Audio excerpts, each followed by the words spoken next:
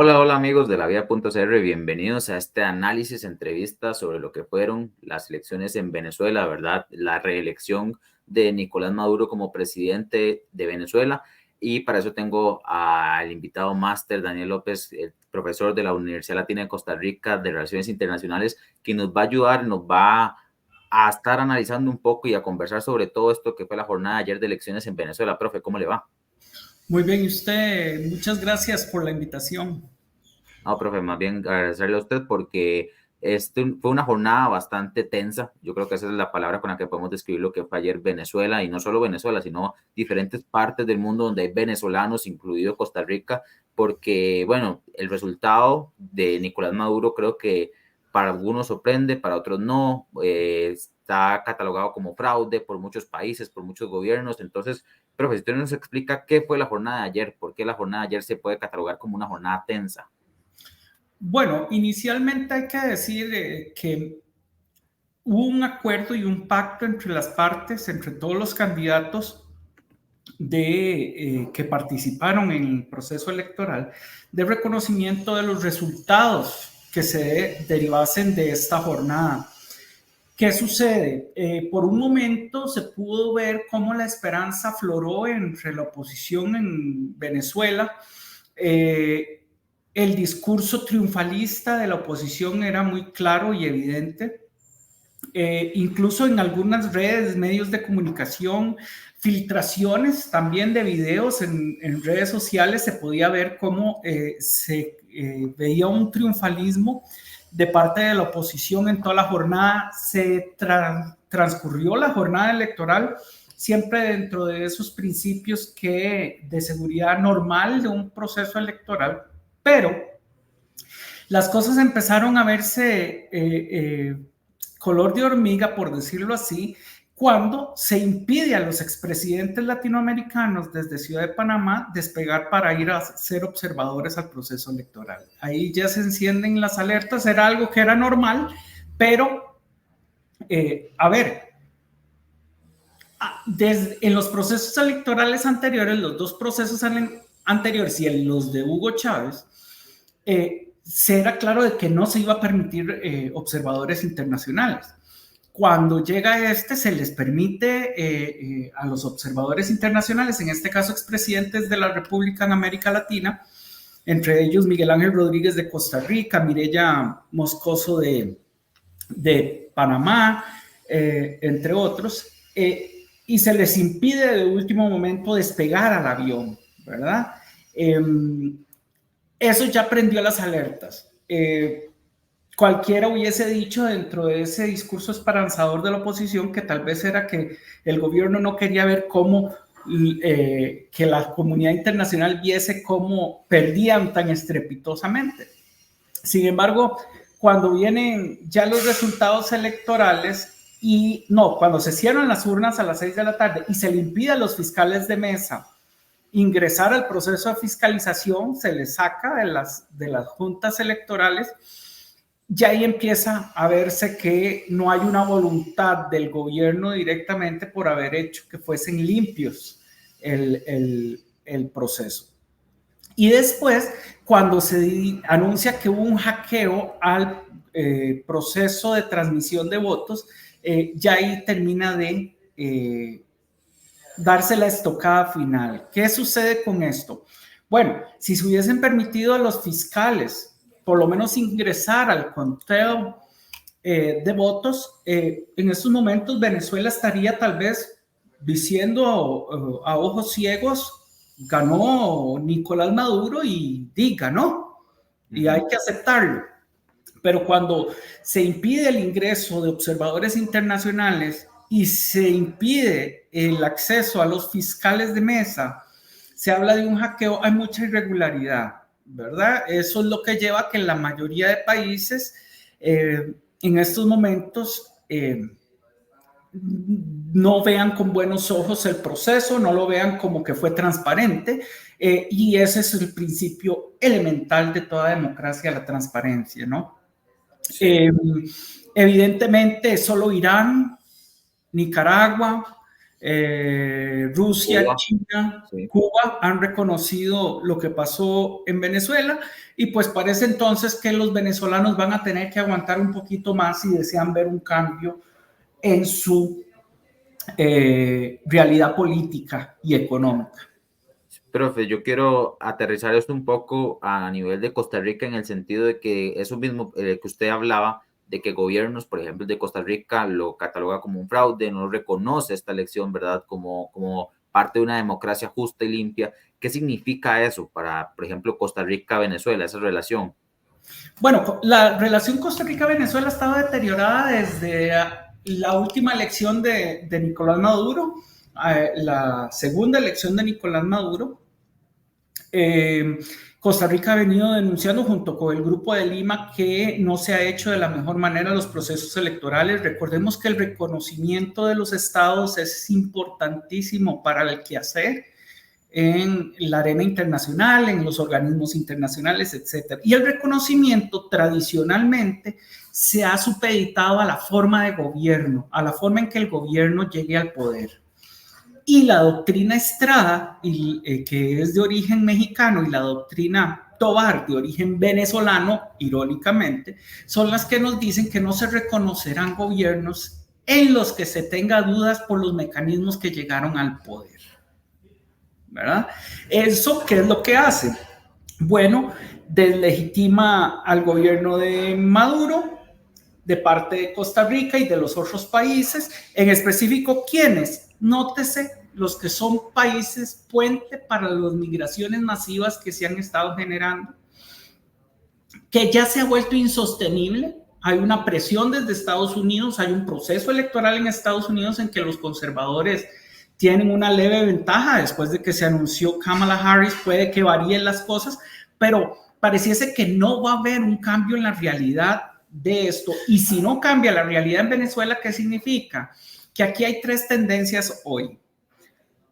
O empiezan las protestas y la gente se empieza a manifestar en Venezuela, que sería lo más triste porque puede que tengamos recuentos de personas y otra vez violaciones de derechos humanos. Esa es la expertise que nos ha dado la historia y con Venezuela y con otros países como Nicaragua, como Cuba. Apenas protestan, les dan palo y los mandan a encerrar o los desaparecen. Después de esto, nada pasa, pero sí atención con esto, mucho cuidado. Nada pasa, se aceptan, se mantiene Maduro en el poder, pero viene la estrategia. Recordemos que Venezuela se dejó de hacer rentable para Rusia, para China. Y entonces queda Maduro, no pasa nada, vamos a ver una intensificación de las agresiones de Venezuela para con Guyana y obtener el Esequibo. ¿Y por qué quiere el Esequibo? Porque es petróleo que no necesitan refinar de mucha manera y que va a generar recursos y que ahí se van a beneficiar Rusia y China. Esa es la segunda tendencia. La primera tendencia, protestas y palo para el pueblo venezolano. Segundo, no pasan protestas, pero viene una agresión constante de Venezuela con respecto a Guyana por el Esequibo y para la dominación de recursos que va a beneficiar a China y a Rusia. O tercero, vienen una serie de sanciones, vienen una serie de política internacional en la que se quiere fustigar al gobierno venezolano de Maduro, pero eso lo que va a generar es más pobreza, más hambre en el pueblo venezolano y en los tres escenarios tenemos algo claro, van a aumentar las migraciones. Viene otra la migratoria, Venezuela, Panamá fue muy clara en que va a parar a todo lo que pase por el Darién. Costa Rica ya la cobija no le da para tanto, dice el gobierno, ¿verdad? Tanto así que ha puesto algunas propuestas para variaciones migratorias y de refugiados. Y Centroamérica va a empezar a hacer su trabajo, México también lo ha sido muy claro, entonces va a empezar una crisis humanitaria muy posiblemente en la que pueblo venezolano va a ser el más afectado, pero se nos internacionaliza la crisis venezolana. ¿Qué quiere decir que se nos internacionaliza? Que ya el hambre, que ya los problemas y que ya las presiones de una potencia como Estados Unidos no van a ser solo para Venezuela para que corrija, sino que va a ser para los otros países para que frenen a estas olas migratorias que se van a empezar a dar para el norte. Ok, profe, yo antes de la última pregunta me gustaría que viéramos este video, nada más.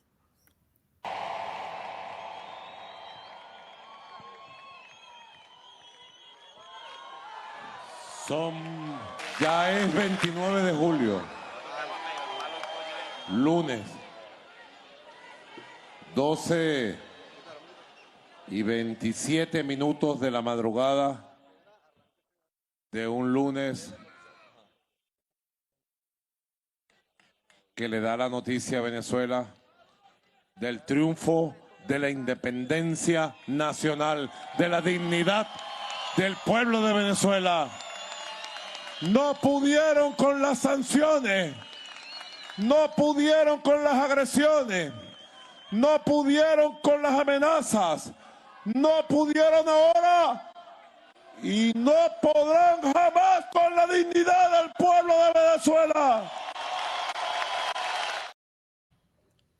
Bueno, ahí veíamos este video después de que Maduro recibiera la noticia de que con 51,2, bueno, 20%, bueno, gana las elecciones. Mi pregunta es, ¿esto queda aquí? En el sentido de que, bueno, ya Maduro quedó en el poder más años y ya ahí quedó y hay que esperarse tantos años más para ver si hay un cambio, o estos días pueden ser clave porque puede pasar alguna cosa, se pueden revisar los procesos electorales. ¿Qué puede pasar en estos días? ¿Qué podemos esperar? ¿O ya prácticamente es una decisión irrevocable? Bueno, eso depende del pueblo venezolano, depende de la voluntad popular venezolana. Van a empezar, obviamente, algunos van a empezar con sus medidas de bloqueo. Costa Rica no nombra diplomático desde hace ya buen tiempo. Va a seguir aislada Venezuela. Quien va a sufrir es el pueblo venezolano. Nicolás Maduro va a seguir teniendo arepitas y el arroz y los frijoles todos los días. Es la gente de barrio. Evidentemente la que va a verse afectada. Y entonces, ¿qué es lo que viene ahí? Bueno, depende del pueblo venezolano. Ellos son los que tienen en estos momentos, ya están cansados, evidentemente, y le tocará a la comunidad internacional. ¿Qué hará la comunidad internacional? Establecer sanciones. Lo que van a joder es a la señora de barrio. Maduro siempre va a seguir teniendo combustible y siempre va a seguir teniendo. Es muy jodido, perdón por la expresión, cuando tenemos una sociedad como la venezolana o la nicaragüense, en la que toda su clase intelectual y estudiada ha tenido que salir del país, y quedan en su país las personas que con una bolsa de arroz se contentan o que con plata mensual.